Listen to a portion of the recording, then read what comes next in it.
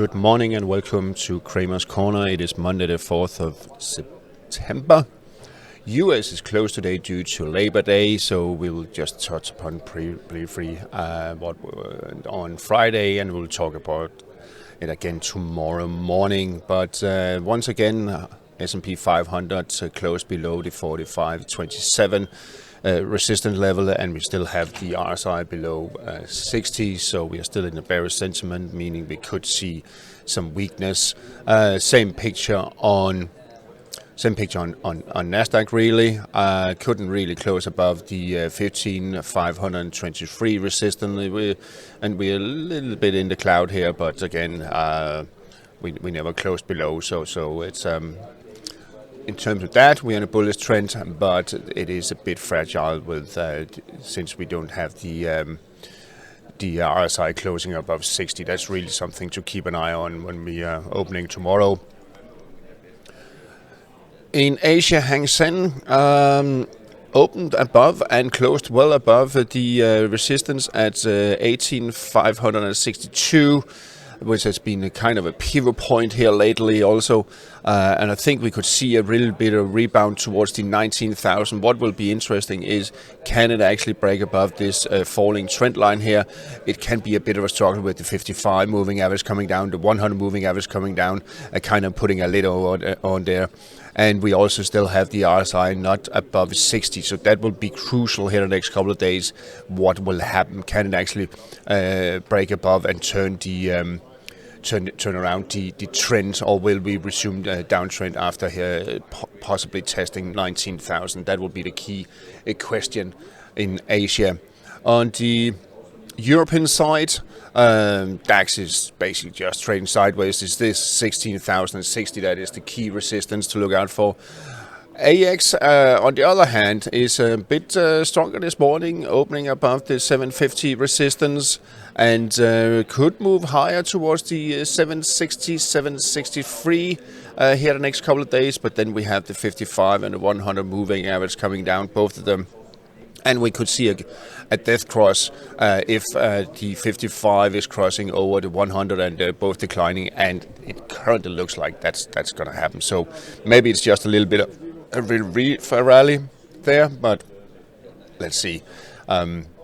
At least there will be some strong resistance, hard nut to crack, really. Then we have the Belgian markets, also the 36.96 resistance still holding on, and we are still in a bearish sentiment. CAC40, yes, it is above the cloud. Yes, it is above 100 and also 55. They're moving sideways, actually slightly declining. But the interesting part is, can we get the RSI back above 60? And it's not unlikely, but it will take a little bit of work to do that. On the FX side, euro dollar did perform a little bit of a correction here last week, but then it ran out of steam just below the cloud and just below the 55 moving average. Couldn't close above the 100, back in this falling wedge-like channel here. So that was basically just a false breakout. So what we can do is say, okay, that's it. Let's delete that one. And we are back in bearish trend. However, it seems like we have a little bit of a support down here that should be observed at 107.65. We are RSI below 40, so we are in a negative trend. But we could see a little bit of minor rebound here. But if it takes out that, well, then we are looking at 106.35, possibly lower. Dollar index got back above the rising trend line. Well, actually, it's hovering around it. So 104.39 is the key resistance to look out for. It's not that strong, and we are in a bullish trend still. So we should move higher towards 105.80. We also have the moving averages, but all of them more or less moving higher, slightly here. So the underlying sentiment is bullish on the dollar index. Cable also resumed downtrend, got rejected at the upper falling trend line here, and the cloud, we are back in downtrends. It never really was in any danger. It needed to close above 128 to reverse the downtrend, and we could see cable in coming days and weeks pushing towards 124. However, if it does break above the rising trend line here, then 127 and 128 should be observed. However, we have the 55 moving average coming down, kind of putting a lid over there, also declining. So it seems like in coming weeks we will move lower. We can also see here on the weekly. We are in a downtrend on the weekly chart. However, the RSI is still bullish, and it will take some time to move that around. But it looks fairly heavy at the moment. The dollar yen, looking at the yen pairs, and I did technical updates published end of last week that you should have a look at.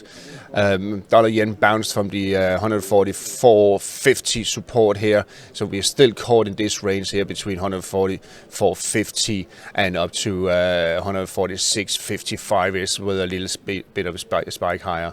We are still in a bullish trend. And if it breaks above the falling trend line here on the RSI, well, then I think we will see dollar yen moving towards 150. But it seems at the moment a little bit of a struggle. Euro yen also range bound above the 55 moving average. 156.85 is the support. And the resistance 159.75, and I think we will move in that range for the next few days, possibly weeks. Aussie yen also a little bit range bound, seems to be more and more tighter and tighter range between those two falling trend line and the rising trend line here. The 55 moving average, as you can see, acts as a little bit of a resistance, putting a lid on the upside. But if it breaks above 95, then we could see higher levels with the resistance at 95.85. But then we have then it's out of the bottle. It's out, and I think we will move higher on Aussie yen if that materializes. Finally, when we're talking about yen. Sterling yen also range bound, still 183.35, 186.65. That is the range that seems to be for sterling yen, and that's the levels one should look out for. On the commodities, we have gold still struggling to get above the 1947 resistance. It did almost touch the 100 moving average coming down, kind of put a lid on. So I think we will also see gold being range bound between the 200 moving average and 1910 and 1950s level here for the next week or so. However, it seems like we have the RSI in bullish mode, so we could see another push higher here on gold in coming days, but it is struggling a little bit. Silver, a little bit of correction down to around 24. I think we will see buyers coming back in, lifting it higher. We have the copper rejected at the 200 moving average, still above 382, which is kind of a pivot point, but I wouldn't be surprised if we see a dip though back below, because we didn't get the RSI back above 60, so we are still technically in a bearish sentiment. So maybe we need to move down to around the 375, 370 level before it will try to push higher on copper. On the energy side, some interesting development on the crude oil. We have the Brent crude oil. Friday closed above resistance at 88.10, 88.20 to be exact, actually, 88.20. So that means we are back in bullish sentiment. We are also on the weekly. We closed above the resistance here, so we are also in an uptrend on the weekly. RSI confirming that we are above 60. Same picture on WTI, above resistance levels. Also on the weekly, as you can see over here, it's above the resistance levels. It is in a confirmed uptrend with higher highs and higher lows and higher highs again, and RSI above 60. So something is cooking in the oil industry. I will write an update a little bit later on the two main oil futures. Finally, on the US Treasury, bounced Friday quite strongly off 4.05%, around that level. I did expect it to test the lower rising trend line, possibly dipping down to 61.8, but it seems like it's actually bouncing well before that, and that is a sign of strength. And I think we could see the US 10-year yields moving higher towards previous peak here at 4.36. So let's see where it can take us. It does look quite strong and bid on the US yields. All right, that's all for today. Happy trading on this short day when US is closed, but we are back again tomorrow. Bye.